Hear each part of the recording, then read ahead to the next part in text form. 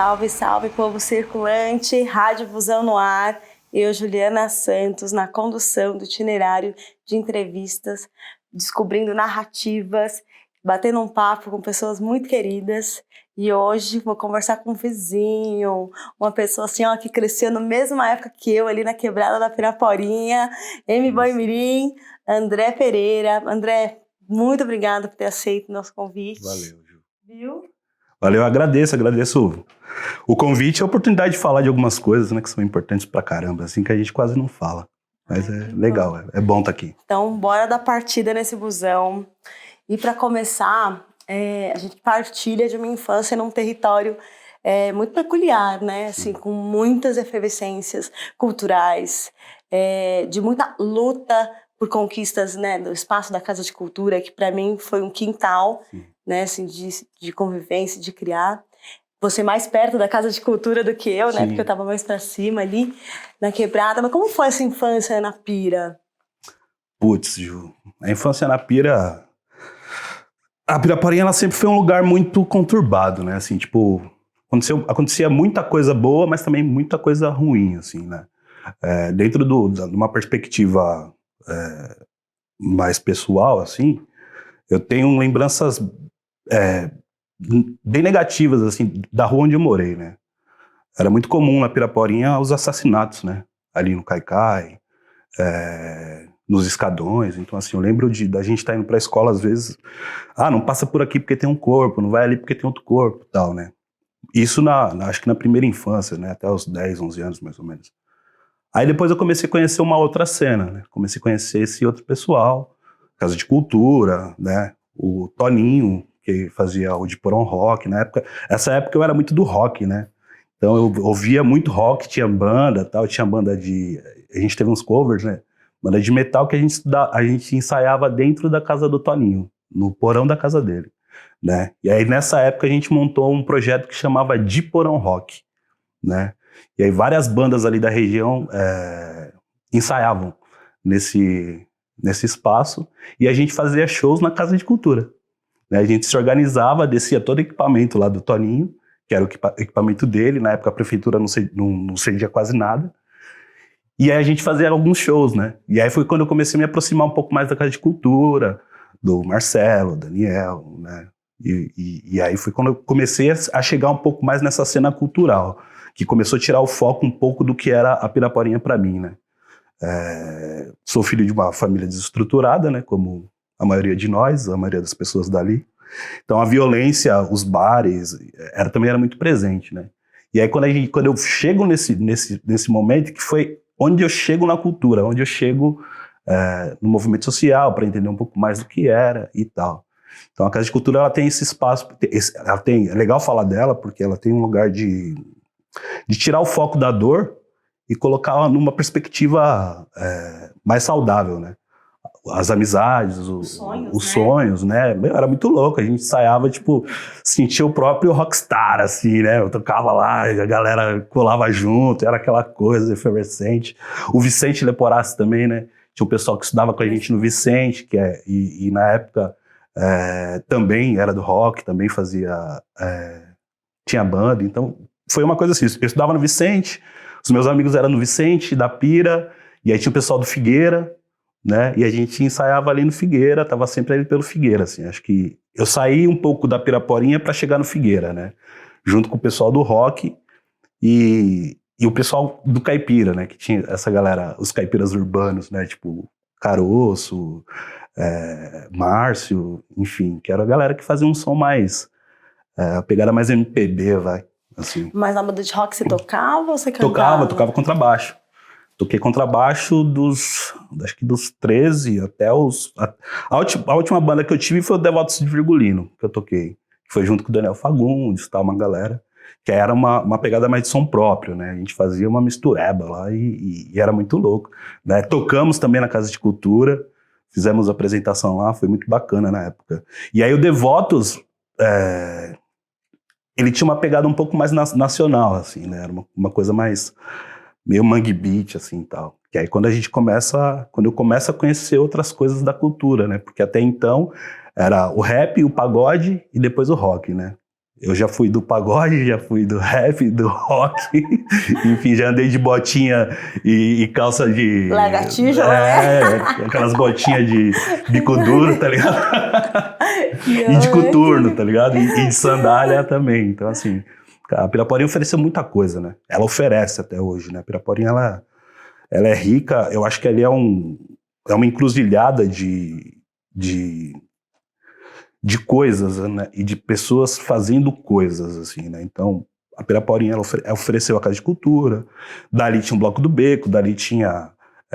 a gente tocou também no Bloco do Beco, quando o Bloco do Beco era na primeira sede, tinha o Sarau da Cooperifa, enfim, ali as pessoas se encontravam ali, era bacana. Vou continuar ainda nesse eixo música, né? Porque essa transição, né, que você falou do samba, do pagode, do rock, de ter uma moda de rock, e tem essa coisa da moda de viola, né? Essa cultura do caipira. Como foi sair da guitarra para ir pro viola, né? Sonoramente. Então, acho que as coisas elas vão acontecendo, né, Ju? Assim, acho que eu sempre fui muito próximo do Dani, né? Do Daniel Fagundes. E aí os pais dele têm essa cultura mais Sai Guarabira, né? Essa pegada. E aí eu fui conhecendo um pouco mais desses cantores. Na época eu era muito fã de Raul, Zé Geraldo, ouvia muito, né? E aí eu comecei a ver que outras pessoas também gostavam, porque eu me sentia um peixe fora d'água, né? Porque na Piraporinha, mano, quase ninguém... Você ia falar, mano, de Belchior, tipo, a galera do rock não curtia Belchior, a galera do rap não curtia Belchior, assim, era muito difícil encontrar alguém que conhecia. E esse povo conhecia. E esse povo fazia festa junina, e o pessoal se juntava em volta da fogueira para cantar.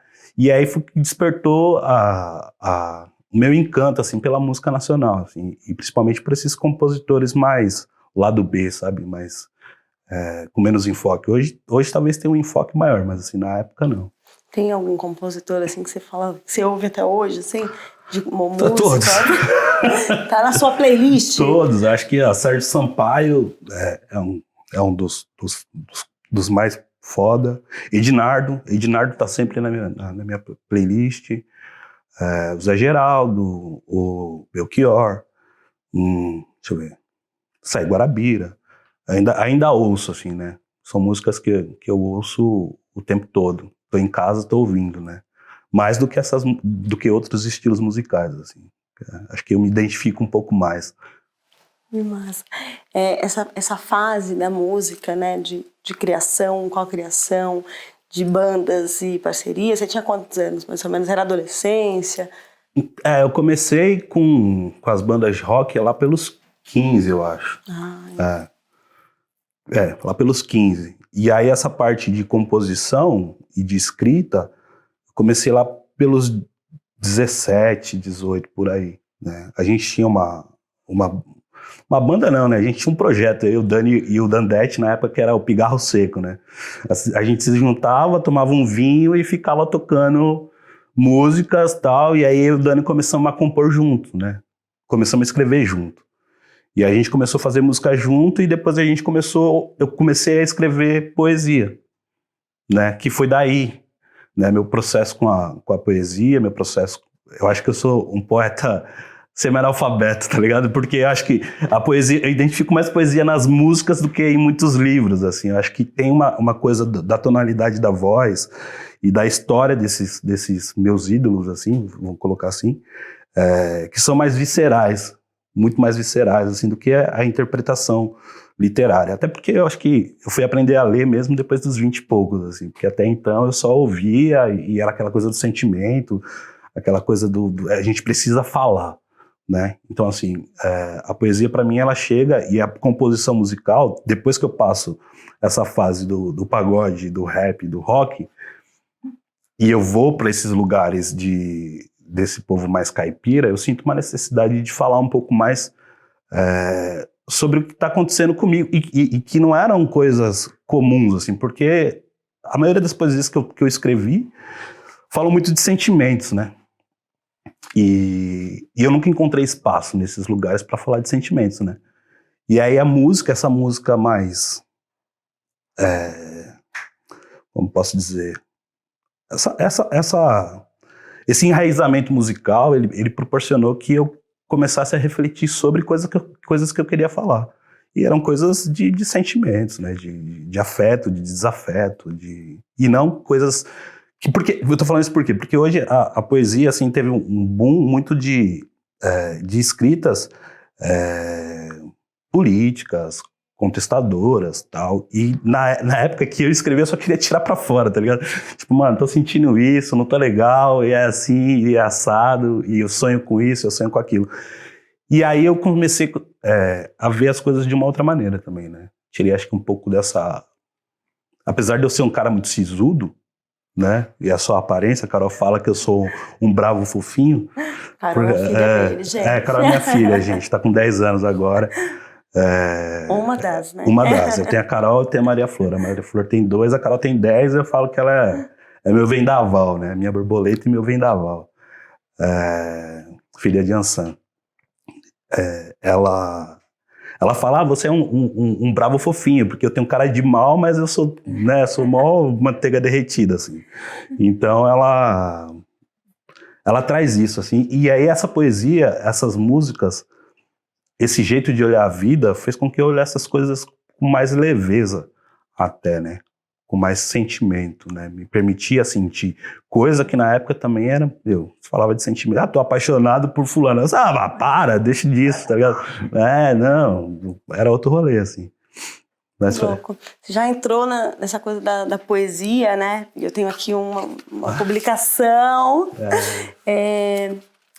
feita por você e o Daniel, que foi essa pessoa que, tipo, amigo de infância e amigo da vida, né? Sim. E vocês criaram muitas coisas juntos. Conta um pouco desse processo de escrita do Lágrima Terra e exatamente pensando nessas poesias. E aí, se você puder ler uma delas, se você tiver alguma de predileta, assim, tipo, nossa, pra ler pra gente, conta um pouco. Então, o processo desse livro, assim, eu acho que antes de falar do livro, a gente precisa falar dos saraus, né? Porque dentro desse Piraporinha, dentro dessa movimentação cultural, a gente chega no sarau da Cooperifa e depois a gente chega no sarau do Binho, né? E aí dentro desse contexto, a gente começa a falar das coisas que a gente estava sentindo, a gente começa a falar as nossas poesias, a gente começa a falar das músicas que a gente gostava, né? E a gente começa a ter esse vínculo com os lugares. A gente, quando estava nesse processo, a gente frequentou muitos desses lugares, e na época a Edições Toró, que era do Alan da Rosa, tal, o Silvio Diogo, eles estavam com acho que um projeto com Vai, que eles iam publicar uma cota de livros, né? E eles publicaram do Serginho com o Binho, publicaram do Aquins com a Elisandra, e tinha esse lance de publicar de 2 poetas, né? E aí, pela nossa afinidade, né, eu e o Daniel, a gente estava sempre junto, tanto que as pessoas confundiam quem era o André, quem era o Daniel. Várias vezes chegaram sem ter nada a ver uma coisa com... Várias vezes chegaram, e aí, Daniel, mano, eu sou o André, tá ligado? E vice-versa. E aí eles convidaram a gente. Esse foi o último livro da Edições Toró, né? E foi um processo muito louco, porque assim, eu lembro que o lançamento do livro estava previsto para janeiro. E a gente ficou sabendo que a gente ia poder escrever esse livro, acho que em novembro. E assim, foi uma correria, tipo, mano, manda os textos, o Matheus fazendo a capa, e a gente corre pra lá, corre pra cá, e aí faz a revisão dos textos, tal, não sei o quê, pra dar tempo de mandar pra gráfica, que era final de ano, pra em janeiro tá pronto, saca? E aí foi nesse contexto, assim, que o Alan e o pessoal convidou a gente. Então foi uma coisa muito louca, porque a gente tinha poesias muito diferentes, né? Tanto o Daniel ele escreve de uma forma, eu escrevo de outra.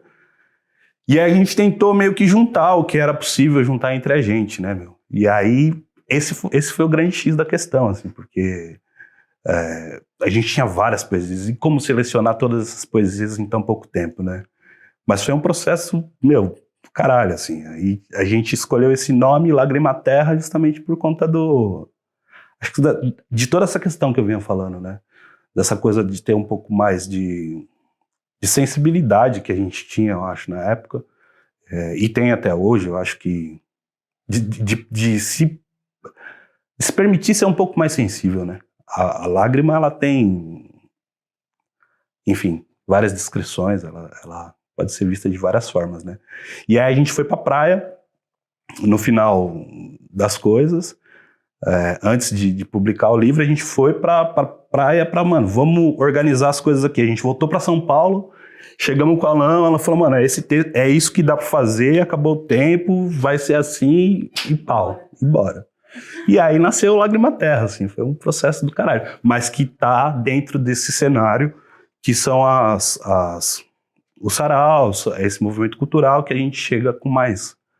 Eram dois moleques, né, dois irmãos que sonhavam alto e que eram fazedores de coisas, né, e foi bem legal. Que massa. E o livro tem o título de um poema seu, né? Você tem um de memória? Porque tem gente que não tem de memória.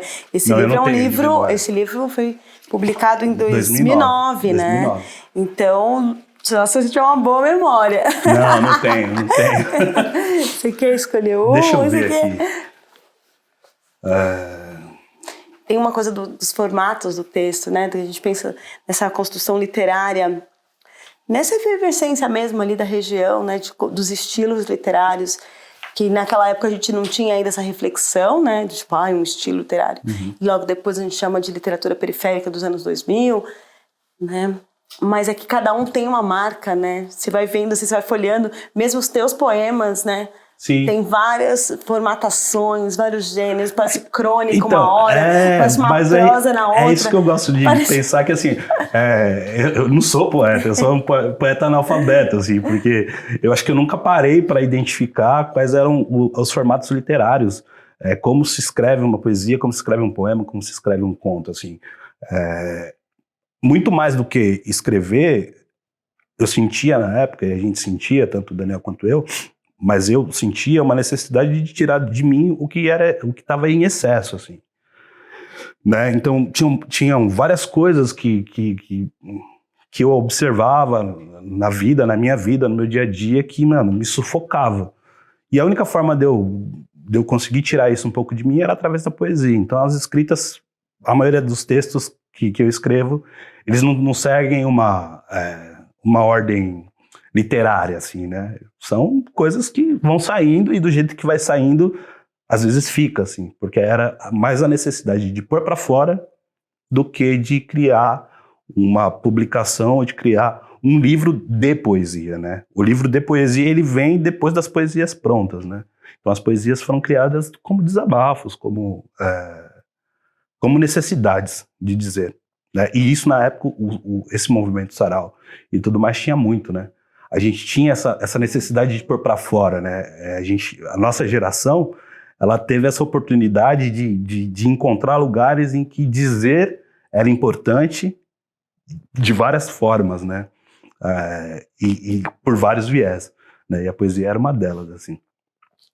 Vou ler a que dá nome ao texto. Ela é escrita por nós dois, né? Chama Lágrima Terra. Vamos lá. Lágrima na terra, evapora e ganha os ares, umedece a brisa, purifica o vento, enche nuvem, vira tempestade. Lágrima da terra que chora, corta a pele torrada pela seca. Lágrima que pinga do céu, pinta o sorriso no mesmo rosto ressecado. Lágrima de tristezas e alegrias na folha em branco, marca d'água em poesia. Lágrima terra, gota de orvalho pingando no mato, encharcando, virando lago, criando riacho. Regando a semente dos sonhos, enverdecendo arbusto, enriquecendo o tronco, fazendo lama, traçando do solo uma veia pulsante no ventre da terra. Lágrima no asfalto, fluindo no meio-fio, matando a sede do nosso ser tão castigado. Lágrima, lava a terra que empoeira a alma, vem ungir, abençoar o chão. Lágrima de sentimento, razão de terra, o açúcar e o fel, o inferno e o paraíso. A dor que tempera quando é preciso, o amor para todo dia. Lágrima que empoça e cria o caminho argiloso dos contatos futuros. Deixa a gaia esculpir na pisada. Deste barro, ninguém erguerá novos muros. Como foi produzir um poema em parceria né? Então, esse poema é legal porque as coisas foram tão corridas desse livro, assim, foi um espaço tão pequeno, que primeiro a gente escolheu o nome do livro. E aí já estavam os textos com o Alan e com o Silvio. E aí, um pouco antes de fechar, aí eu escrevi essa poesia. Eu escrevi ela até certa parte, e aí a ideia era colocar lá na orelha do livro, né? Na aba. E aí eu mandei pros caras, falei, mano, tá com essa poesia aqui. Aí o Daniel olhou e falou, mano, muito louco. Aí ele falou, aí ele foi e completou. Então, eu escrevi ela até certo ponto, depois ele foi e completou. Aí quando a gente mandou pros caras, eles falaram, mano, show, porque é isso, né? É um livro de 2 pessoas e a primeira poesia do livro é escrita pelos 2, assim, entendeu? E aí ficou super bacana, assim, mas foi a última poesia que entrou no livro, tipo assim, aos 45 do segundo tempo, sabe? Que legal. É isso, né? Às vezes as urgências, das Sim. urgências e dos improvisos Sim. surgem coisas muito boas. E a gente é bom, né, Ju, de improvisar, né? Acho que quem sobreviveu, a gente tem essa ancestralidade, né? Essa coisa dos nossos mais velhos, né? Nossos pais, nossas mães, de improvisar, inclusive, para que a gente sobreviva, né? Então, eu gosto muito desse título, né? Que é água e terra, 2 elementos fundamentais para a nossa existência, né? Essa matéria, essa água que rega, essa água que habita e que está em nós o tempo todo. E pelo poema, assim, você vai trazendo uma paisagem. Nós já tivemos outras oportunidades de conversar, né? E você é uma pessoa muito poética, né? Quando você traz as falas, você traz uma imagem muito, muito bonita do lugar que a gente vive, dos sentimentos que a gente, né, passa ali, das situações. E nesse poema, a água, por mais que ela seja caracterizada como lágrima, né, esse lugar que sai de dentro, e às vezes sai por alegria, e às vezes sai porque é necessário, porque às vezes a própria palavra não dá conta, né? E aí a gente podia ir caminhando para esse lugar de que a poesia é um lugar que é água e é terra para ti, pelo pouco que eu te conheço, desses poucos anos de conhecimento do outro, e pensando nessa terra que é sólida e que às vezes é dura, tão dura, e que às vezes nos leva para lugares de sobrevivência, né? Você não vive de arte, porque viver de arte na periferia é quase que ilusório e utópico, né? Você, pensando em trabalho, né, de vida substancial, você foi para metalurgia, né? Como foi esse caminho aí, do nada, assim, tipo, porque tem gente que a mãe pressiona, agora chegou a hora, menino, bora lá. Dona Lourdes, tá ferrada, vai ficar gravado. Não, assim, eu acho que o meu processo, Ju, ele é, assim, eu venho de uma família, meu pai morreu quando eu tinha 7 anos, né? E então era minha mãe, né, e minhas 2 irmãs mais velhas, a Camila e a Fabiola. Tinha essa coisa do homem, a minha família, ela vem com essa tradição de que o homem tem que ser o arrimo da casa, né, que tem que ser o cara que supre as necessidades financeiras e todas as outras, né, e aí tem esse lance de que o homem não pode chorar, que o homem não sei o quê, não sei o quê. Tanto que quando eu falei pra minha mãe que eu tava escrevendo poesia, ela falava que isso era coisa de, né, você não tem que fazer isso, não sei o quê, não é coisa de homem, bababá.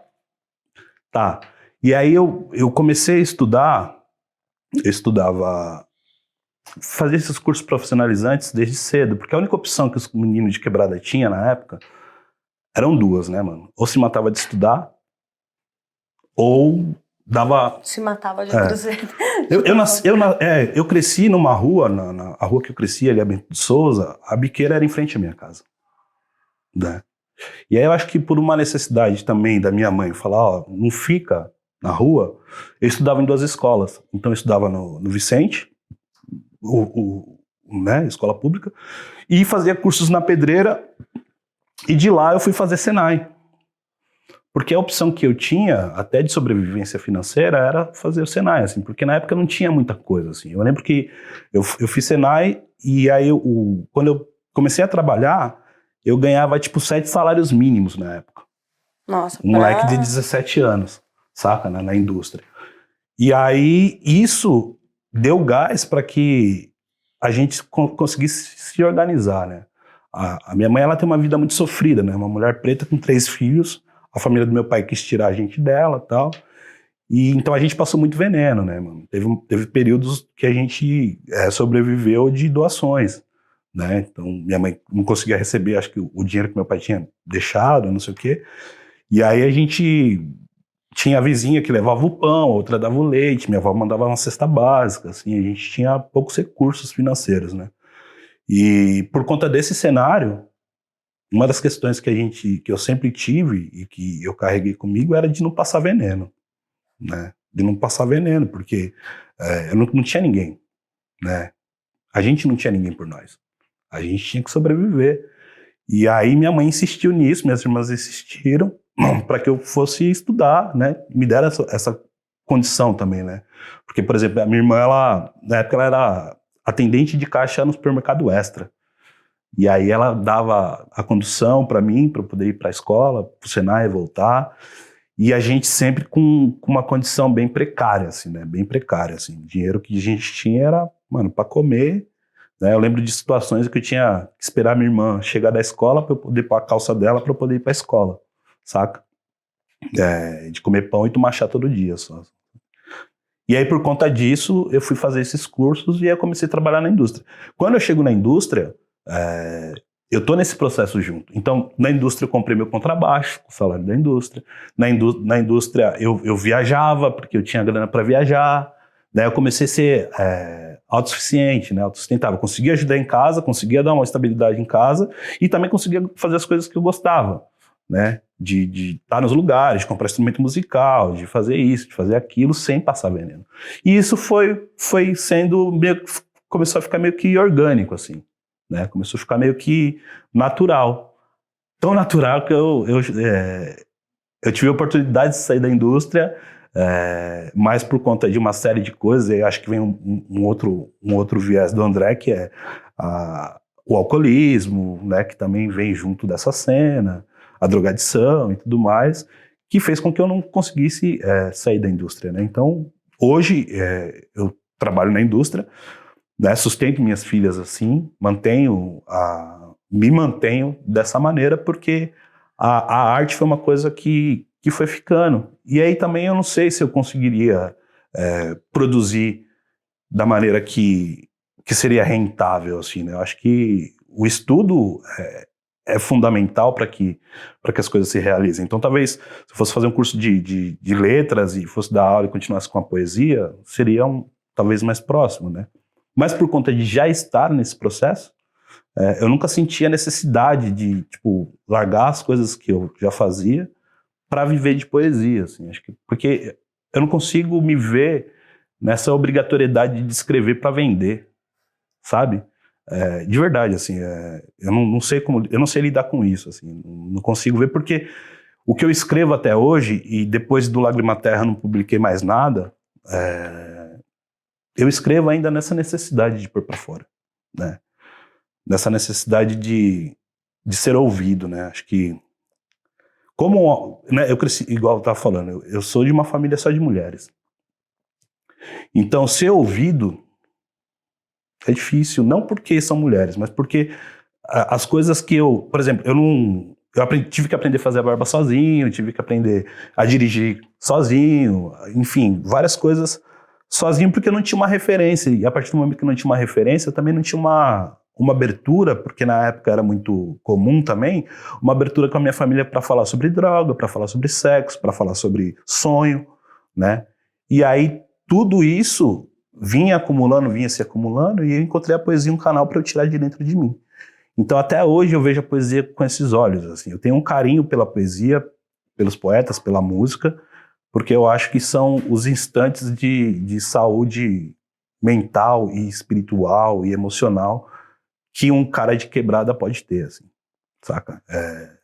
Na época, pensar em qualquer outro tipo de coisa para se manter saudável nessas questões era impossível, né? Então era isso, trampava na indústria, sempre trampei, porque eu venho desse lugar, né?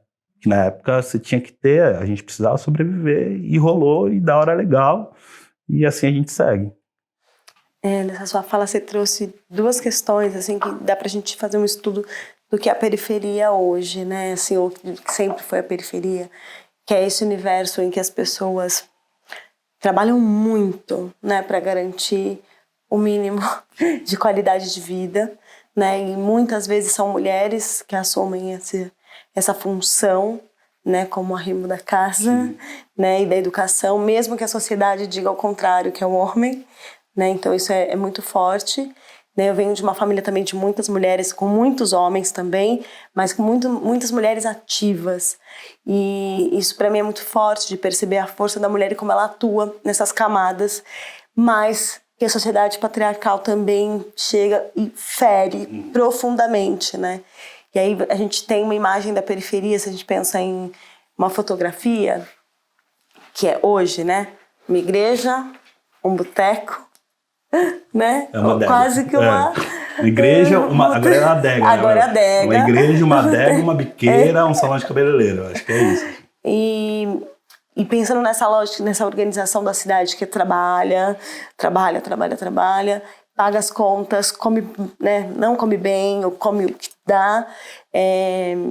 As mulheres, de uma certa forma, buscam ainda um caminho de cura, né? A gente ainda tem esse lugar de se encontrar e falar, menina, não sei o que aconteceu, a gente tem um lugar de partilha, eu acho que da formação da mulher, e que o homem, na periferia, a gente vê muito no boteco, como esse espaço de cura, acontece a conversa, acontece as prosas, mas no âmbito, será? E aí é uma pergunta, a gente conta tudo que a gente sente no boteco, quanto homem, né? E se esse espaço, como um espaço de encontro da masculinidade, aí a gente vem discutindo recentemente o quão é importante para as transformações sociais que os homens também se curem, e aí queria já trazer esse gancho de que você vem estudando coisas, né, dessa cura do masculino, das válvulas de escape que os homens utilizam, né, para tentar buscar uma defesa ou forças para um ataque. Ô, Ju, eu acho que, assim, né, a gente tem é importante pensar que essa sociedade, ela é machista, patriarcal, e que todos sofrem com isso, né?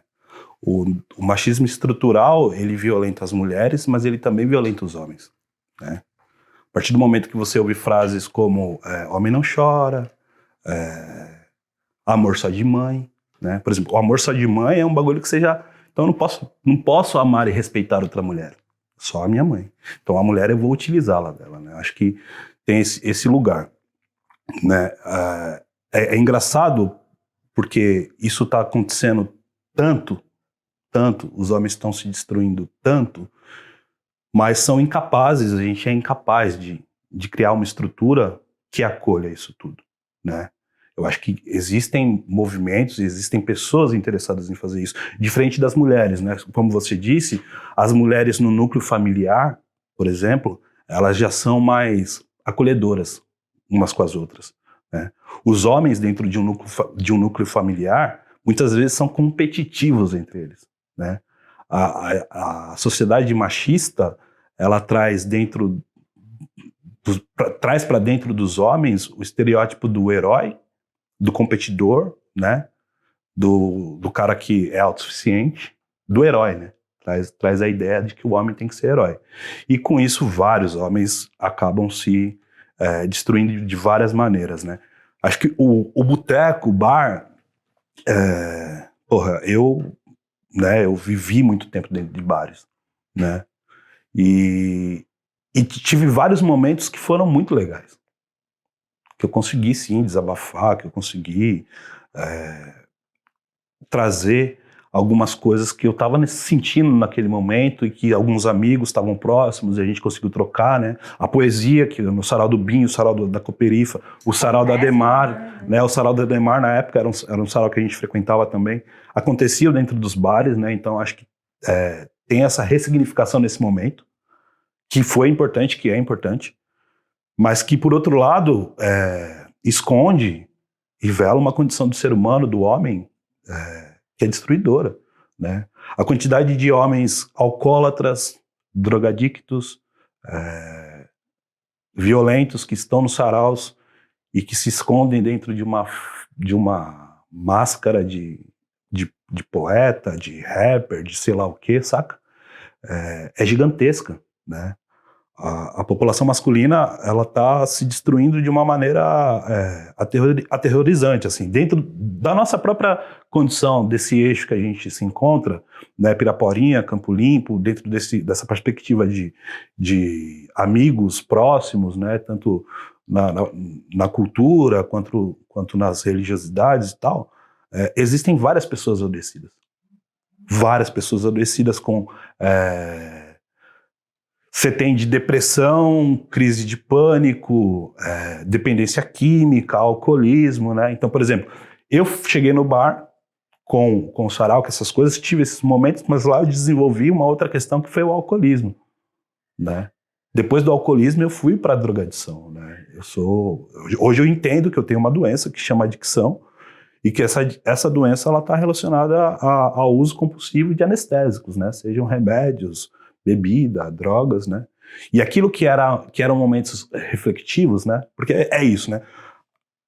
Como você disse, a periferia ela se estrutura de qual maneira, né? A gente trabalha a semana inteira para ser feliz no final de semana, né? E aí quando chega o final de semana, todo mundo quer fazer tudo, né? Então, eu mereço tomar uma breja. São falas comuns entre os homens, por exemplo. Eu mereço tomar uma breja. Eu preciso de tempo. Não sei o que, tal.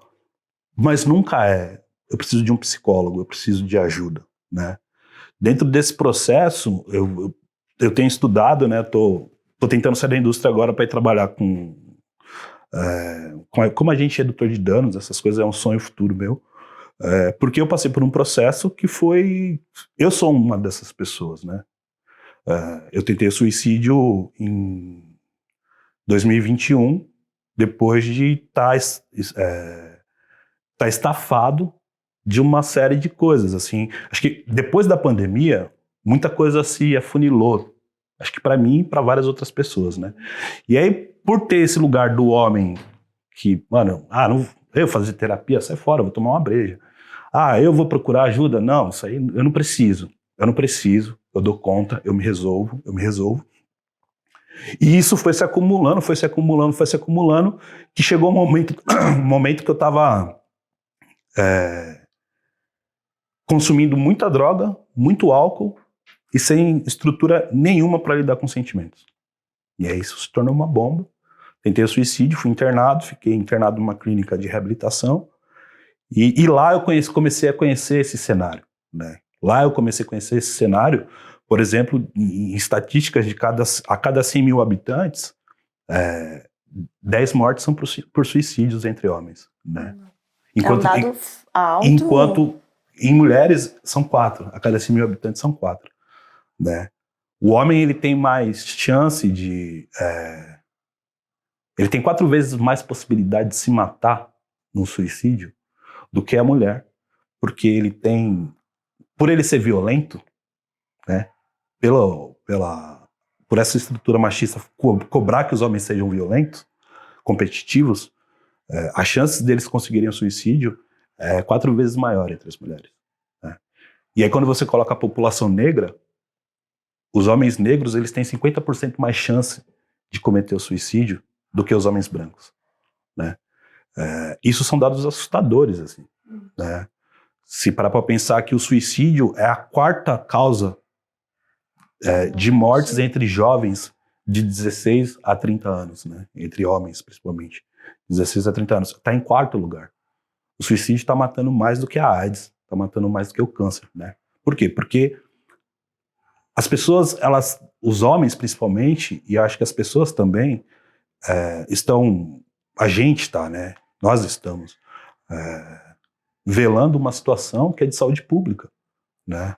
Existem matérias, né? O Gledes tem um texto de 2019 muito louco falando sobre isso, né? Que é a necessidade de um combate de investimentos em saúde pública, porque está nesse nível, né? E depois da pandemia, esses índices aumentaram muito, muito mesmo. Acho que, por exemplo, para uma mulher, né? E eu acho que não é uma questão de competição, não é nada disso, mas, por exemplo, se uma mulher chega para as amigas e fala que está depressiva, a tendência das amigas é acolher, né? As mulheres, por sofrerem muito mais com a violência estrutural, elas conseguem se organizar em grupos há mais tempo do que os homens, né?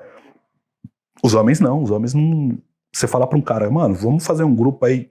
Não, para. Né? Uma brecha. Mano, eu não tô bem, tô zoado, tô depressivo. Ah, mano, esquenta não que já passa. Vamos tomar uma. Saca? E aí isso vai se acumulando, né? E aí quando a gente chega na população de quebrada, porra, velho. Como é que um cara de quebrada primeiro assume que tá doente? Porque só o fato de assumir que está doente já é um puta de uma dificuldade, eu acho que para todos os homens, né? E aí como é que ele pede ajuda? Aí tá bom, ele pede ajuda, mas como é que ele consegue essa ajuda, né? Sessões de terapia são caras, né? A gente tem um dado de que pós-pandemia o quadro de contratação de psicólogos e psiquiatras na rede do SUS diminuiu, né? Então, tipo, é um psiquiatra por distrito. Você fala, gente, como que um psiquiatra dá conta de atender um distrito tão populoso como São Luís, por exemplo, que está ali do nosso lado, o Capão Redondo, né? Eu comecei meu tratamento no CAPS, e lá eu tinha uma psicóloga, tinha o psiquiatra, mas o psiquiatra, mano, é medicamento. E a psicóloga, ela tinha pouco tempo pra atender, né? E aí uma coisa que é muito importante dentro da periferia, que eu acho que é uma coisa que as pessoas ainda têm um certo preconceito, são os grupos de ajuda mútua, né? Narcóticos Anônimos, Alcoólatras Anônimos. Por quê? Porque são grupos que estão ali e que estão fazendo um trabalho na periferia, nas cadeias, em todos os lugares, que é um trabalho muito mais efetivo na questão psicológica do que simplesmente uma terapia, né? São onde, por exemplo, homens se encontram e podem falar sobre sentimentos, né? Aqueles que não podem pagar, aqueles que perderam o controle da vida, né? Porque se a gente pode separar, por exemplo, essa galera que está um pouco mais politizada, tem uma estrutura intelectual que está pesquisando, que está dentro dos movimentos sociais, e pegar essa galera que é a galera da quebrada, que está preocupada em sobreviver, né, meu? Então, assim, a gente tem, sei lá, o pessoal que tá trampando o tempo todo só porque precisa sobreviver. Então, o acesso à informação já é mais difícil.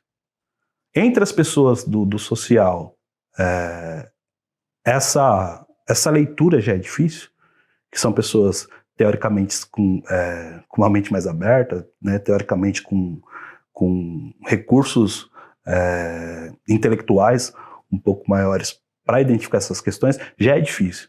Aí você pega essa outra população que não chegou, né, ou que não desenvolveu essa capacidade intelectual, ou que, né, ou que está preocupado com outras coisas, assumir, por exemplo, que, mano, eu não tô legal.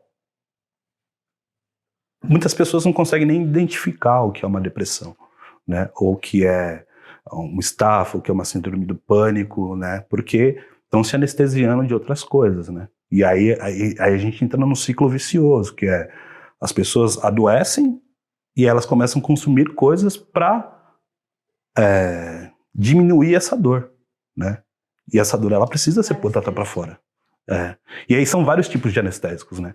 Há drogas, remédios, pornografia, a violência entre os homens, né? A galera se mata na porrada, se mata no trânsito, se mata de tudo que é jeito, nos estádios de futebol, né? São os momentos em que é possível extravasar. Só que a gente não aprendeu a extravasar. Então, quando a gente vai extravasar, ou a gente se destrói, ou destrói quem está próximo da gente, né? Eu acho que é muito louco. Eu tenho tido contato com o pessoal mais próximo, assim, o número de pessoas e de homens que estão adoecidos, né, mano? Que estão adoecidos, mas que não conseguem falar sobre isso, né? Uma coisa que eu acho que pega bastante é quando alguém manda, ainda mais agora, né, com rede social, Instagram, WhatsApp, pessoal, e aí, você tá bem? Fala, mano, não tô não. Ah, se cuida aí, depois a gente se fala. Saca? Tipo, quando alguém te pergunta, você pergunta pra alguém, e aí, tudo bem? A pessoa fala não. A gente tá preparado pra ouvir o não? da pessoa. Ou só é a cordialidade do cotidiano. Exatamente. Saca? Não que alguém seja obrigado, né? Porque eu acho que dentro de um contexto tá todo mundo tentando sobreviver.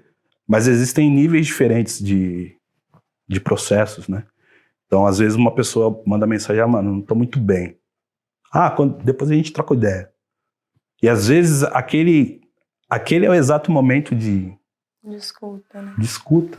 É um caso sério, né? Eu sinto que pós-pandemia a gente deu luz para enxergar essas doenças, né, que estão na humanidade há muito tempo, né? A gente já viveu do Banza. Sim, né? Exatamente. Hoje o que é depressão, né? Hoje o que a sociedade define como depressão, o povo preto já falava antes, né? Que é o Banza. Que é o quê? Que é essa falta de vontade de viver. Né? Essa inabilidade que se evidencia por uma tristeza profunda, né? Por um não reconhecimento de quem é e no lugar em que está. Né? A sociedade está nos roubando tudo, sem perceber. Né? Acho que primeiro nos deram os espelhos, né? Nos deram espelhos e levaram a nossa estrutura indígena de tribo, valores culturais, levaram tudo, né? Hoje a gente está com o Instagram ali o tempo todo, né? As pessoas estão passando mais tempo olhando para os celulares, né? E querendo ser o outro, ou querendo estar como o outro está, e aí são questões de financeiras, status social, viagens e tudo mais, e só estão sonhando com aquilo, sem perceber o que está sendo levado. E passa a ser mais um anestésico, né? Mais você um fica anestésico. Ali, você não vai refletir sobre a sua vida, enfim, sobre as coisas que você tem que resolver, né? Porque essa coisa da ansiedade, né? Tem muita gente com ansiedade, sofrendo de ansiedade. É exatamente a pressão das cobranças que a gente tem ao longo da vida e da não permissão social de ser quem a gente é, né? E de dar tempo pra gente construir, porque a gente não sabe o que a gente é efetivamente, né? A gente está se construindo, então a gente não permite esse tempo de se perceber e de, ok, comecei por aqui, mas quero refazer. E aí eu vou voltar para a poesia, né? Porque eu sinto que a poesia, pensando em gênero literário, eu que fiz letras, a gente tem esses estudos de que a literatura no mundo literário, assim, a poesia é sempre vista como um gênero um pouco menor, embora Sim. Existam teóricos que digam o oposto, mas é que ela exatamente atua nessa esfera das possibilidades, né? Você escreve, você pode ser você pode ter qualquer eu lírico, né? Você pode estar em qualquer lugar. Nesses casos, as pessoas começam a escrever ou começam a gravar histórias, né? Como vazão, como é o que você trouxe, né? De dar vazão para esse sentimento que está ali, né? Porque água parada e acumulada dá dengue, né? Mas enfim, mas é isso, a água parada também é um problema, né? Então você precisa dar esse movimento. Ô, Ju, assim, eu acho que tudo que é estagnado, né? A vida, ela não é estanque, né? Os processos são muito fluidos, né? E aí eu gosto muito de pensar na questão da água, de qual maneira, né? A água, ela sempre encontra um caminho. A água, ela sempre vai encontrar um caminho, né, mano? Então, assim, ela tá no rio, ela evapora, ela sobe a serra, ela desce a serra, ela afoga, mas ela também alimenta, né? Refresca, né? A água, ela não... A gente pode tentar represar muita coisa, mas a água, ela não pode ser represada. Ela precisa de uma vazão, né? E eu acho que os sentimentos são a mesma coisa, né? A gente precisa dar vazão para isso, né? A partir do momento que eu considero que existe uma represa de sentimentos, de dores, de alegrias dentro de mim, e eu preciso pôr para fora, eu posso pôr de várias maneiras. Através da escrita, através da música, através da arte, através de uma conversa, saca? Só que a gente chegar nesse momento, chegar nesse ponto, eu acho que é uma coisa que leva um processo que é individual de cada um, né? Para mim, chegou nisso tudo, e chega sempre por essa coisa da natureza, assim, né? Somos seres parte da natureza, né? E aí tudo que é estruturado pela sociedade traz coisas avessas, né? A gente está numa sociedade que só consome as coisas, né? Está consumindo o tempo todo, tudo é descartado, né? E a poesia não. A poesia não pode ser descartada, né? O sentimento não pode ser descartado, né? A gente pode dar vazão. A água não pode ser descartada. A gente tem que dar vazão, né? Se a gente não cuida disso, a gente vai ter consequências, saca? A mesma coisa, por exemplo, numa cidade que é totalmente urbanizada, asfaltada. As enchentes que acontecem, tá ligado? Se a gente, dentro da nossa perspectiva de vida, a gente engessar as coisas, a gente asfaltar dentro do peito, né? Que eu acho que isso é uma coisa que o homem traz muito, né? Que é essa coisa de ser duro consigo mesmo, né? Uma coisa meio que, mano, colocar ali um reboco dentro do peito para o coração não pulsar, uma hora vai estourar, sabe? E aí vai estourar de outras maneiras, saca? Não existe... É impossível a gente viver sem sentir, né? E a gente tá o tempo todo, os homens principalmente, negando que são afetados, né? E aí o afeto tem dois momentos, né? Que é o afeto de quando a gente gosta de alguém, quando alguém gosta da gente, e tem um afeto negativo, aquilo que nos afeta negativamente. E que também a gente não olha para isso. Porque a gente quer passar como um rolo compressor, asfaltando tudo pra gente seguir, mata dentro, fazendo estrada, construindo coisas, sem perceber que somos parte de uma natureza. E que essa natureza, ela é fluida, né? Dentro do orixá, por exemplo, né, do culto ao orixá, tudo que é vivo faz parte, né? Orixá é vida, né? Eu nasci para o orixá em 2019 e meu pai de santo sempre fala, orixá é vida. Então, tudo que está à nossa volta nos afeta. A vida do outro nos afeta. A vida do outro ela é importante para nós. Seja ele um vegetal, um animal, um ser humano, né? E a gente não tá percebendo isso, assim. A gente tá passando por cima dessas coisas, muitas vezes, para se apropriar de um lugar, para estar em um lugar, saca?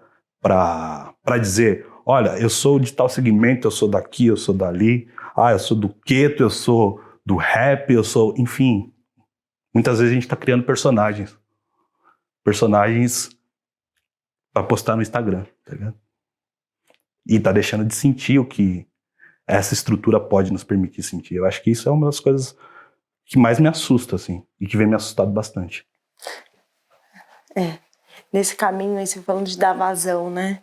Você tá com um projeto depois de tudo isso que você já viveu, né? De muita dor, num processo de cura, né? Que é a longo prazo, né? E todo mundo tem que se olhar e se perceber cotidianamente, né? Você tá fazendo o seu caminho e você tá com um projeto de criar um podcast. Sim. A gente tá aí dessas vazões. Então, a gente tá com um podcast... Eu tive internado, né? Eu conheci um rapaz na clínica, o Charles Marlon, e a gente tá com um projeto que chama DNA+, no Spotify, que é um podcast para pessoas adictas, familiares de adictos, falarem sobre os seus sentimentos, né? Dentro das irmandades de ajuda mútua, né? Dessas irmandades, narcóticos, alcoólicos, mulheres que amam demais, tudo, existe o momento da partilha, né? Que é o momento da fala, quando você pode pôr para fora, né? E esses momentos vêm ensinando as pessoas a terem umas condições melhores de lidar com algumas coisas, né? E aí, para que outras pessoas tenham voz, né? Para que a gente consiga também ouvir outras pessoas, além de falar, que também é importante, a gente está com esse projeto que tá caminhando, a gente começou agora, a gente tem poucos posts lá, a gente ainda está estruturando de uma maneira melhor, né? E chama DNA+, Diário de Nós Adictos. Olha aí, mais uma dica pra gente ouvir, porque é dá importante. Dá uma olhada lá. Né? essa coisa da escuta é importante, né? E partilha, tá sempre em partilha. André, eu queria muito te fazer quero te fazer uma pergunta, que é nesse âmbito da comunidade, né? Porque a gente está vivendo questões de saúde pública, né? E isso tem muito até a ver com convívio de comunidade. Que relação é essa de comunidade? A gente veio da comunidade, né? Pensando em espaço geográfico, periferia ali, que as pessoas se ajudam muito, né? Eu tenho memórias de bater laje, então, e pequenininha carregando cada bloquinho, mas a galera indo de massa, areia e tudo mais. Dessa coisa da construção da casa, desse lugar, desse abrigo. Tem essa noção de comunidade, dos agrupamentos que a gente faz na adolescência, e você já trouxe essa relação. E aí você também continua agregando-se em outras comunidades. Sim. A palavra, né, a literatura como uma outra comunidade. E você pertence a uma comunidade religiosa, né? E esse lugar de perceber-se na gira, vendo o mundo girar e sendo girado também na roda. Então. Isso são coisas delicadas. Acho que a gente tenta, Ju, eu acho que muita gente tenta se apartar de algumas coisas. O ser humano, ele busca normalmente fazer parte daquilo que está dando certo, sabe? Só que ele esquece que o que está dando errado também é responsabilidade dele, né? Eu nasci num bairro que virou favela, né? Caetano, né? Eu nasci num lugar que já era. Mas, por exemplo, na minha infância eu lembro que as pessoas que moravam na rua de casa eram pessoas que moravam lá há muito tempo. Famílias que moravam há muito tempo. Hoje, na mesma rua, que minha mãe ainda mora lá, as pessoas não se conhecem, né? E aí, onde está a comunidade nesse lugar, né? Estamos preparados para fazer parte de algo, né? E aí, por exemplo, pensando na questão religiosa, existe um lugar que para mim ele é muito delicado, que é os terreiros de candomblé. Eles estão dentro de uma perspectiva de que estamos indo lá para buscar nossas ancestralidades, né? Mas é só no terreiro de candomblé que eu vou buscar minha ancestralidade? Eu preciso iniciar no orixá para buscar minha ancestralidade? Com essa questão do racismo estrutural, do posicionamento político, muita gente está indo fazer santo, está fazendo as coisas, eu acho que para buscar esse lugar. Só que não precisa, eu acho. Por quê? Porque fazemos parte de uma sociedade, Ju, fazemos parte de uma comunidade. A diferença é como que a gente atua nessa comunidade, né? Eu sou do orixá, tal, mas eu pouco falo sobre isso, pouco me apresento como um orixá, porque eu acho que o sagrado é uma coisa, né? Eu não preciso estar aqui vestido de rechelier para me posicionar em relação a essas coisas. Da mesma maneira que eu não preciso tá na Cracolândia para dizer sobre os perigos da Cracolândia. Mas é necessário que eu atue dentro dessas comunidades, né? Existe acho que quase que sei lá, um rompimento da sociedade a partir do momento que a gente segue alguma crença religiosa ou não, né? Desde quem é ateu, a quem é do orixá, quem é da Umbanda, quem é do cristianismo, né? Mas essas comunidades, elas têm o seu papel dentro da vida da pessoa, dentro da sociedade. A grande diferença é que existem pessoas adoecendo dentro desses lugares também. E aí eu acho que eu deixo uma pergunta, que é o quanto que fazer parte de alguma comunidade que você acha que se identifica, ou que você acha que te representa em algum momento, está te adoecendo ou não. Porque também conheço pessoas do candomblé vivendo dentro dos terreiros que estão adoecidas mentalmente e espiritualmente, né? E aí, pensando que orixá é vida, qual o sentido de fazer parte dessas coisas? Qual o sentido de uma pessoa que está dentro da igreja falando de Deus apedrejar a outra porque está vestida de branco? Deus é vida também. né? Então, assim, fazer parte das comunidades é importante, a gente se fortalece. Né? Fazer parte do movimento cultural, a gente se fortalece, fazer parte da academia, a gente fortalece o nosso povo. Mas até que ponto, por exemplo, essa busca por estar nesses lugares, ela é saudável para o ser humano, para a pessoa que está vivendo ali. Né? Da mesma maneira que tem pessoas doentes dentro dos terreiros, tem pessoas aí fazendo suas monografias, seus trabalhos na faculdade, seus mestrados, seus doutorados, que estão adoecidas, que adoeceram nesse processo, mas que pensaram, encontraram dentro desse caminho a ilusão de que estar lá era fortalecer a comunidade. Então eu conheço gente que saiu da quebrada e foi fazer faculdade, que está nesse processo, mas que adoeceu e que agora não... Então, que aí sai da quebrada e não consegue mais voltar para a quebrada. Está adoecida na universidade, depois não consegue voltar ali pro seu vizinho e falar, mano, você tem sei lá, um chá de erva cidreira aí, tem um capim santo aí para eu fazer um chá? Não consegue, saca? E dentro dos terreiros é a mesma coisa. Dentro das comunidades religiosas também é a mesma coisa. E isso acho que é importantíssimo de dizer, assim. A gente tem essa questão, acho que é do sagrado, né, eu vou colocar dessa maneira, achar que tudo vai se resolver, muitas vezes. Existe essa ilusão. Só que também o terreiro, a clínica psiquiátrica, as irmandades, os hospitais, as faculdades, eles também reproduzem o que a sociedade prega. Então tem terreiro que as pessoas são racistas, tem igreja que as pessoas são racistas, tem terreiros que as pessoas são homofóbicas. Faz parte da organização social, no modo geral. Exatamente. E aí o quanto que se apegar somente a isso, a esse pertencimento desse território, faz bem para a pessoa, saca?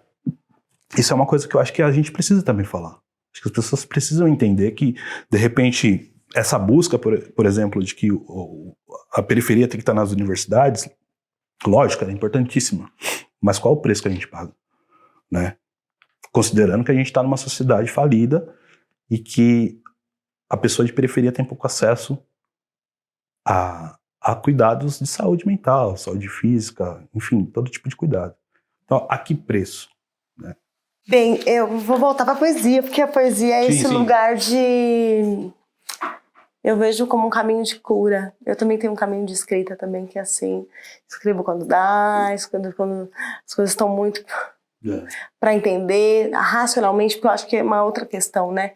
A gente racionaliza muito as coisas, pelo menos eu faço esse movimento, fico pensando muito sobre como chegar a uma resolução e efetivamente nem tudo está aqui. Né, se a gente viver efetivamente a ancestralidade, e tem uma frase do Krenak que é muito boa, né, que ele fala da percepção, e se a percepção é o corpo todo, né, e isso para mim, dentro das religiosidades de matriz africana, a gente percebe como, independente das pessoas e personalidades, está muito forte, né, é o corpo todo, é incorporar e corporificar, né? Isso para mim é muito potente. Você tem um poema que eu queria que você lesse para todo mundo, chamado Espelho Quebrado. Eita! Você lembra dele? Eu lembro. De cabeça, assim? Não, né? não, de cabeça não. E aí eu queria que você contasse um pouco da escrita desse poema, que tem, né, tá atrelado com a nossa prosa de hoje, e lesse para nós. Sim. Pode ser? Tá bom. Eu vou ler, depois eu falo. Tá bom. Chama Espelho Quebrado. Sol a pino, saliva na boca, brilho nos olhos, sorriso na face, o prato tá cheio. Manhã nascente, na boca só dentes, no peito um calafrio, dos olhos o brilho sumiu, o estômago está vazio. De um lado família, sorrisos, beleza, alegria, de outro solidão, lágrimas e crença. Para um, o asfalto é raia, por onde demonstra sua carruagem. Para outro, o asfalto é cama, tobogã de cacos, por onde escorre sua vida. Imagem e semelhança, adubo para mente insana, que temem crer que ambos são tratados como gente e têm a mesma esperança. Então, esse poema, essa poesia, eu trabalhava uma empresa que chama Bracim, que ficava lá nas Nações Unidas. O caminho que eu fazia, muitas vezes eu descia ali no Lago do Socorro e ia andando, né? E ali tinha uma galera, mano, que morava na rua. Uma galera, assim, que morava na rua, perto da Eusébio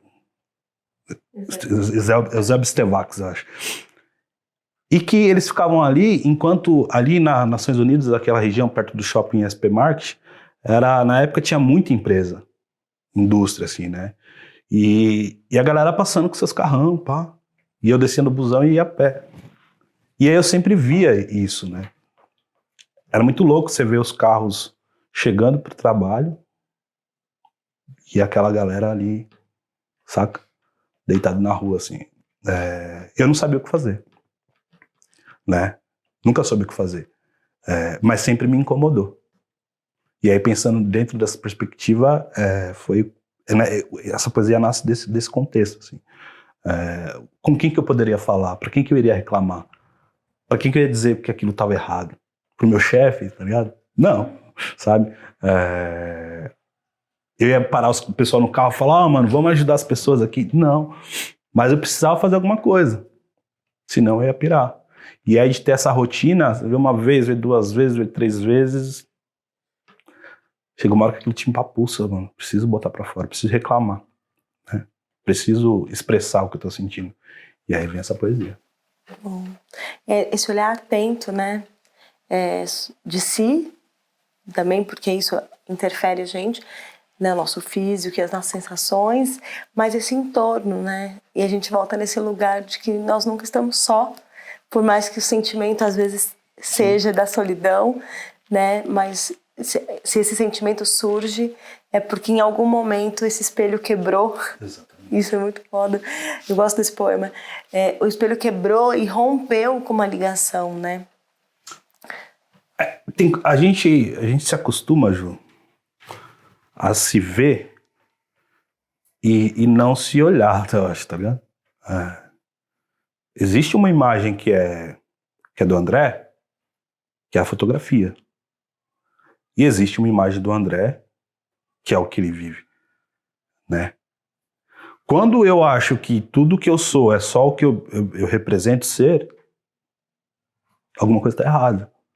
Quando eu consigo romper isso, talvez seja uma possibilidade de dar certo, né? Então, dentro da saúde mental, por exemplo, é muito comum falar que as pessoas atravessaram o espelho, né?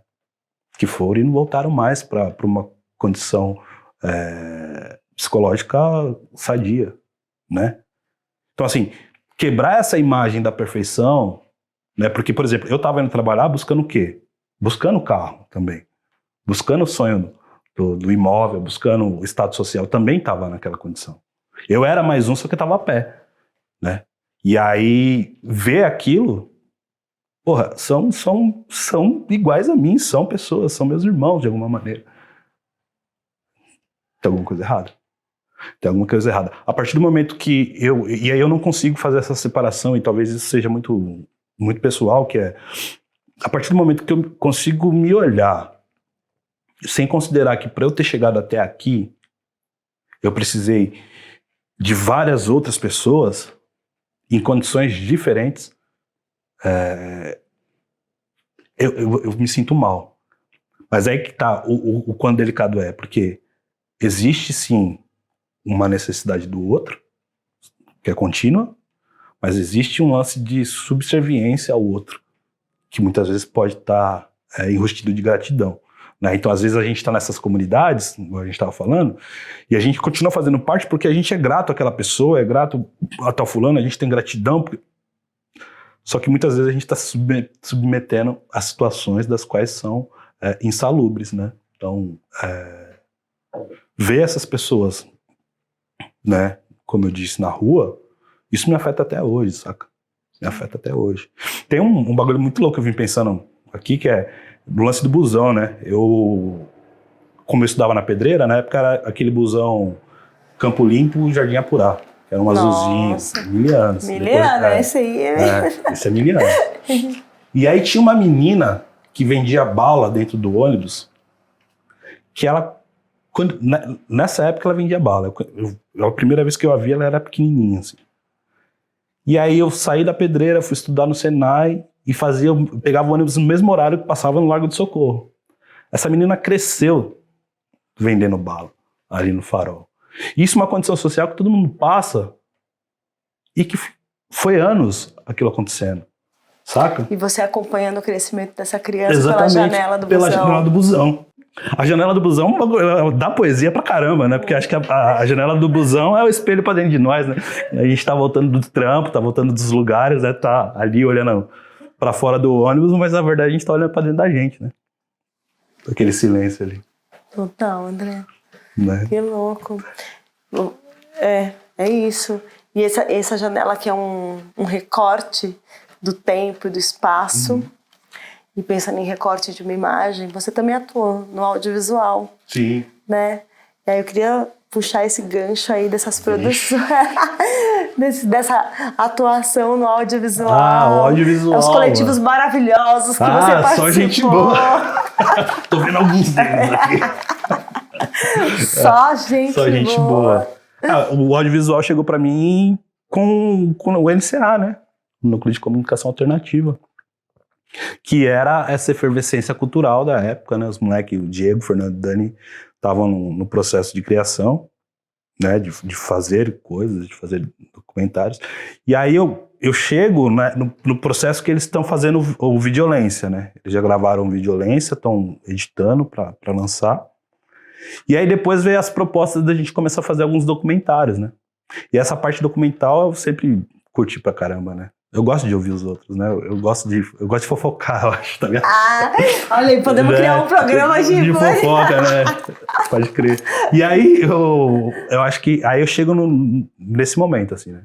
E aí é um momento que tem várias questões sendo discutidas, né?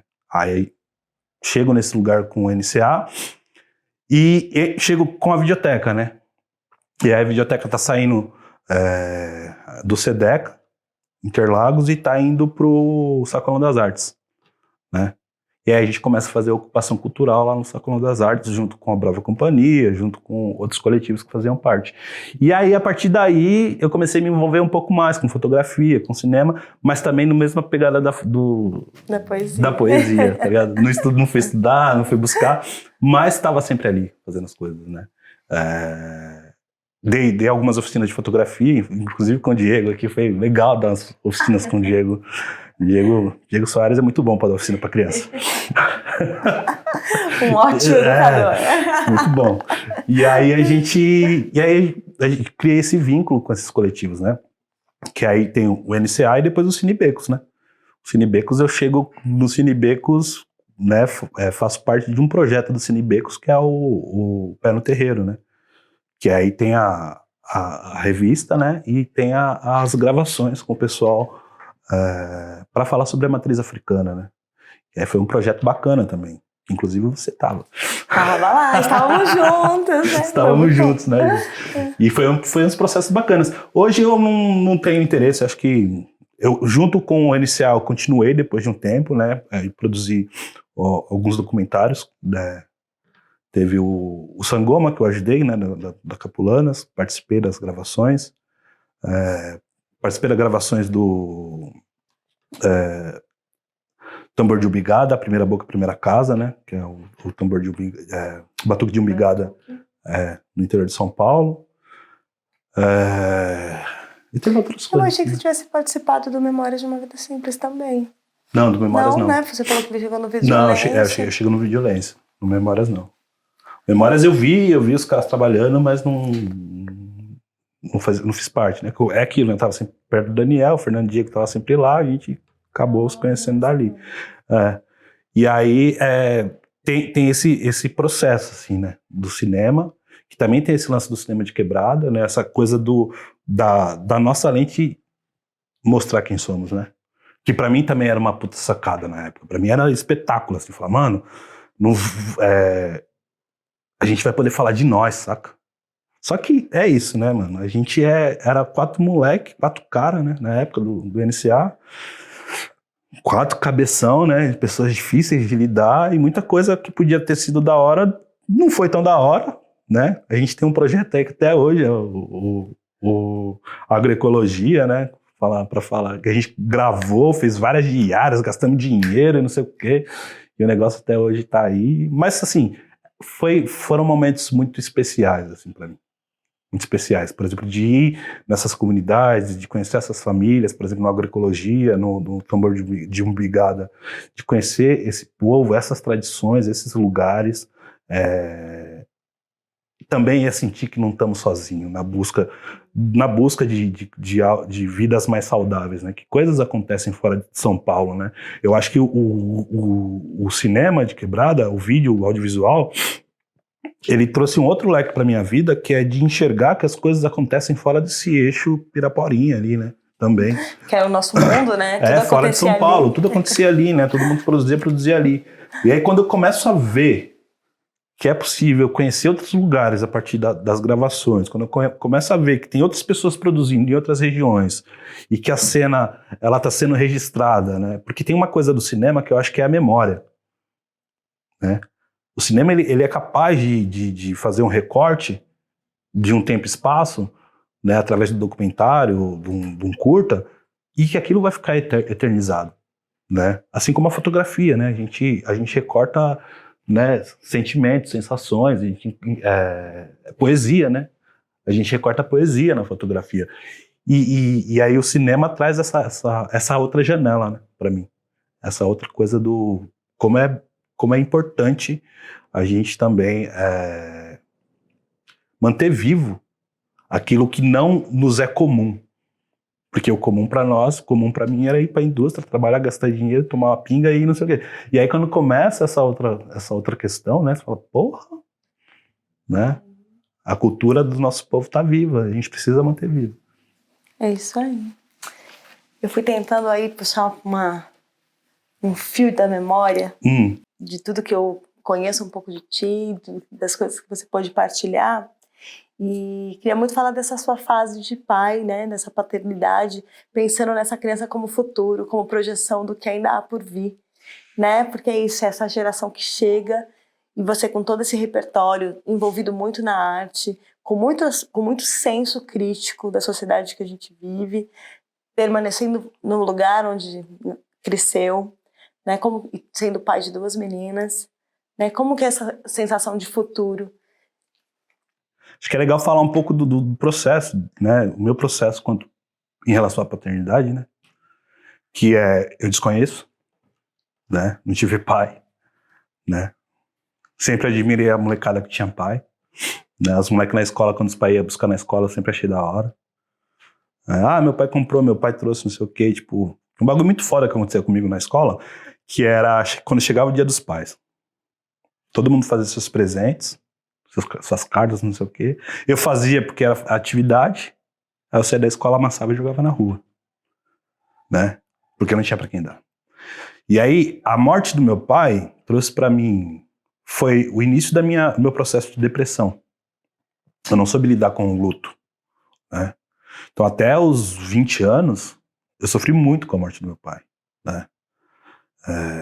Por não ter essa figura e não sei o quê, assim. Foi difícil pra caramba pra mim chegar até os 18 anos com essa relação. Tanto que, por exemplo, eu fui estudar na mecânica, na indústria, porque o meu pai era da indústria. Meu pai, ele fez Senai, eu fiz o mesmo curso que ele fez, fui trabalhar na mesma profissão, para tentar buscar uma coisa que fosse da essência dele, saca?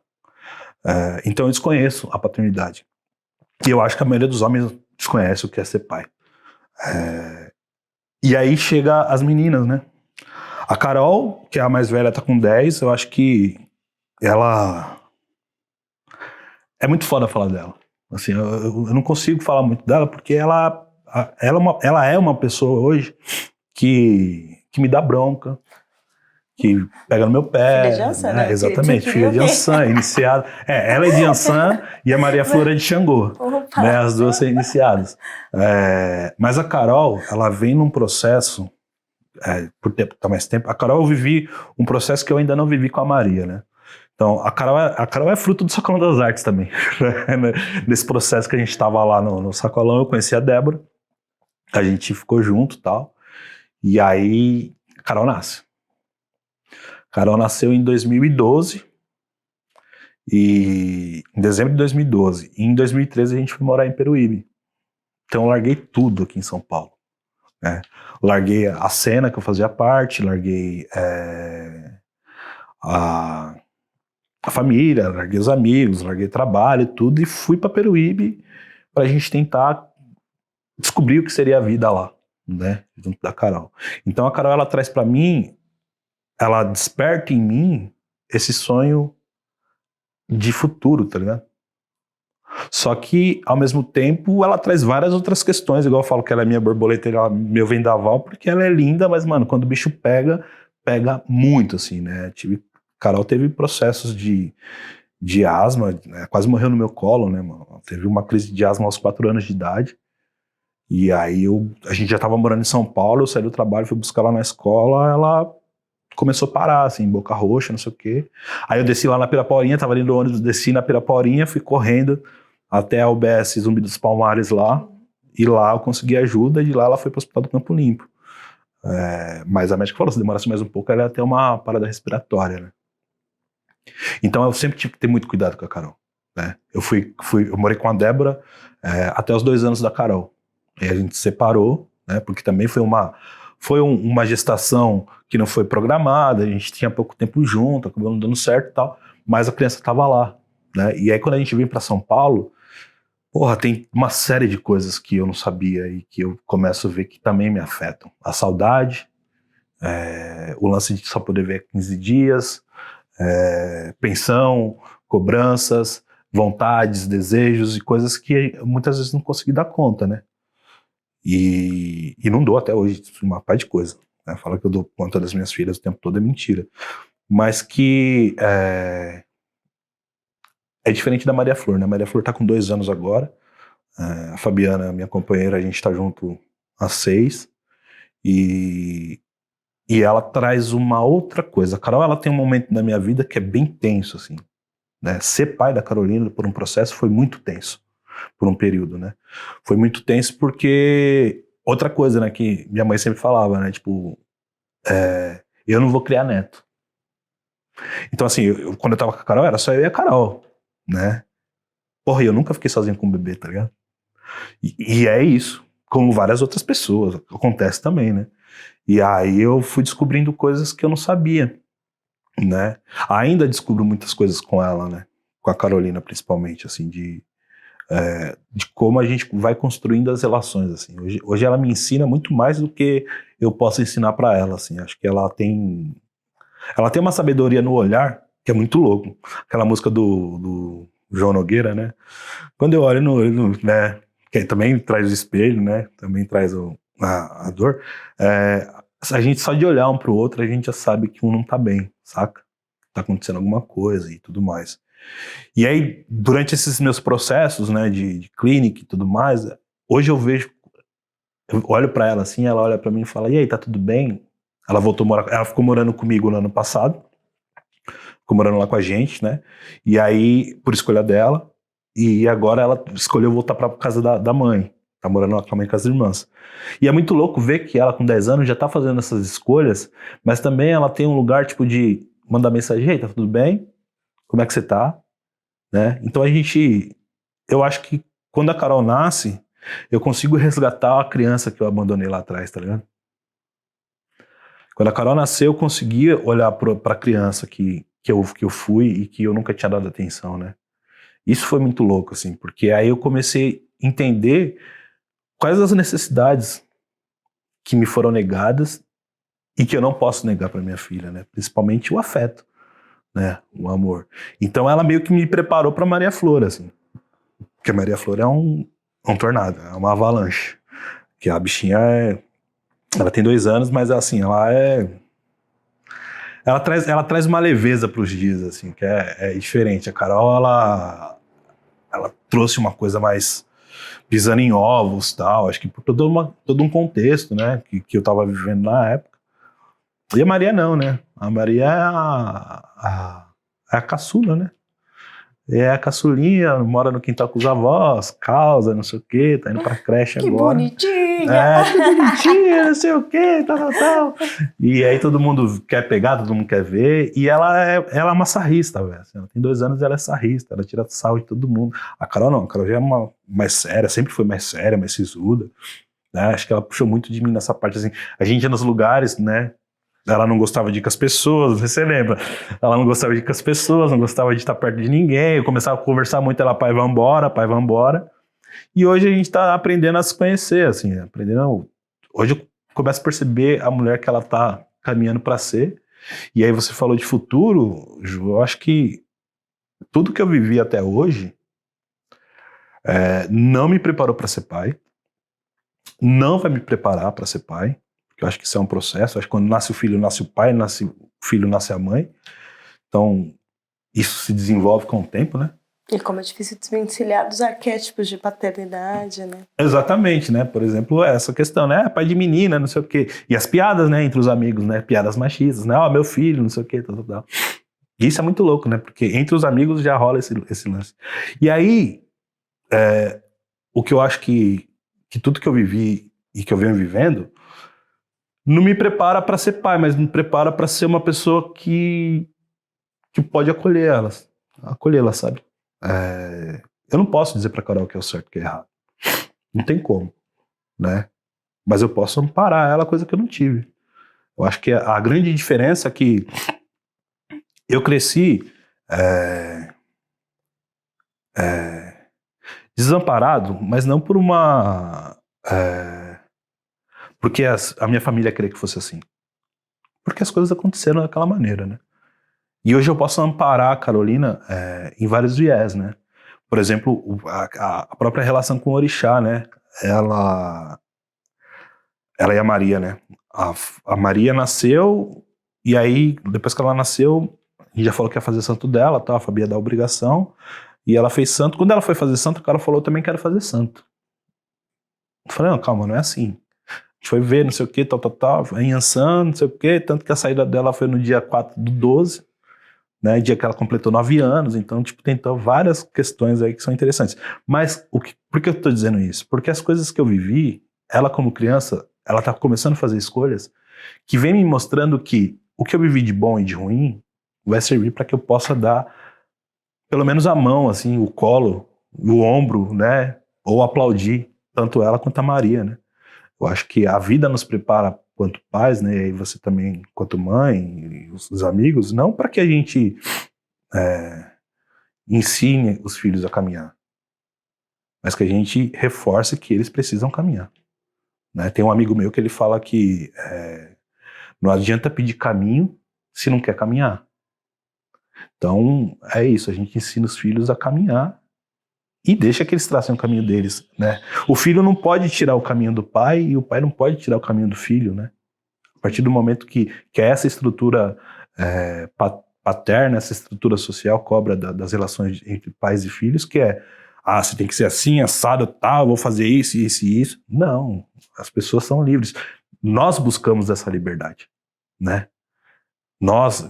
A gente vem buscando essa liberdade desde lá de trás, desde lá do começo, da pré-parinha. A gente vem buscando essa possibilidade de ser, como você trouxe agora há pouco, de ser quem a gente é. E negar isso para os nossos filhos, não dá, saca? Então, eu acho que a gente vem de uma geração que pode possibilitar que essas crianças cresçam com menos peso na busca por elas mesmas. Porque eu continuo na busca por mim mesmo, tá ligado? Então não dá pra eu parar minha busca saca? Mas eu posso estar com ela, né? E aí é muito louco, porque é isso, né, a fase depressiva, agora que vem passando, tudo isso, eu consigo olhar para esse lugar sem a ansiedade de que aconteça logo e sem o medo de que irá acontecer, né? Acho que é isso, deixa fluir, coma água, deixa fluir, vamos ver o que vai dar, assim. O importante eu já passei por umas coisas que eu sei como resolver, assim, tá ligado? Eu posso ajudar em algumas coisas, outras talvez não. Dá umas dicas, né? Dá aqui umas dicas. Vai por mim que tem coisa que é legal, tem coisa que não vai ser, assim. Acho que é mais isso, assim, porque eu falo para todo mundo, né, que minhas filhas são meu ebé, né, dentro da matriz africana. Ebé é comunidade, né, é ali onde as coisas acontecem. Então as minhas filhas são meu ebé. O que eu posso fazer por elas é reverenciá-las no sentido de vida, né, vamos viver e vamos ser quem vocês querem ser e tamo junto, e se der ruim tamo junto também, mas fazem parte de mim, né, ao mesmo tempo que eu faço parte delas, assim, é uma relação muito louca de pai e que eu venho aprendendo, assim, que eu venho descobrindo a cada dia, tá ligado? Não são coisas que, eu idealizei, eu pensei, eu achei que seria, não, véio, as coisas vão acontecendo e elas vêm trazendo as necessidades delas, né? Então, uma é de um jeito, a outra é do outro, uma gosta disso, a outra gosta daquilo, e aí conforme elas vão trazendo essas informações, pouco do que eu vivi às vezes dá conta, muitas vezes não, eu preciso me refazer, preciso me reaprender quanto pessoa para lidar com elas, né? Pensando em celebrar as individualidades e pensando que são a sua comunidade, a gente vai se encaminhando para o fim, então meio que a despedida fala muito do Ori, né? No terreiro, nas matrizes africanas, de que é preciso cuidar do nosso Ori para a gente conseguir, né, dar esses passos firmes na nossa caminhada, nessa nossa estrada. E uma prática que é potente é o canto. E aí eu já cheguei assim, André, você canta pra gente? Vai, André, canta. Então, André, você canta pra gente alguma coisa, assim, só pra pra fazer uma despedida acalentadora, assim, um calorzinho pra quem tá nos ouvindo. A gente canta essa cantiga no candomblé, dentro da casa de candomblé, da casa do orixá, né? Dentro da casa do orixá, quando a gente vai fazer as reverências ao pombo, né? Ao Erinlé. Irinlê ojade olo ojo mamã. Irinlê ojade olo ojo mamã. Ojo pá, ojo orum. Ojo mamã agualá. Bololorum obateré. Ojo mamã, Irinlê ojade olo ojo mamã, Irinlê ojade olo ojo mamã, ojo pá, ojo orum, ojo mamã agualá, bololorum obateré, ojo mamã. Eita, muito obrigada. Valeu, Ju. E que a gente, como pássaros, nunca nos permita ficarmos em gaiolas. Obrigado, gente. Bora viver que é da hora. É isso aí. Queridos, muito obrigada. André mesmo, assim, fiquei muito contente. Espero que você tenha gostado de falar conosco. Foi uma delícia. Passou nervoso? Passou, agora eu tô mais calmo. Agora eu já tô melhor. Ai, que bom. Peço para os amigos que estão nos ouvindo e todos que estão nos ouvindo que curta, gente, compartilhe, Spotify, Instagram, YouTube. Comente. Agora tem o Spotify do André, pode compartilhar de novo. Sim, é DNA+, que chama Diário de Nós Diário de Nós Adictos. Tem também, acho que uma coisa importante, que é o 135, que é a linha de telefone de ajuda direta, né? As pessoas que passaram ou estão passando por problemas emocionais, assim, de prevenção ao suicídio e tal. Procurem ajuda, gente. É necessário, é importante e não é nenhum sinal de fraqueza, muito pelo contrário. É isso aí. Queridos, obrigada e até a próxima. Valeu, gente. Até mais.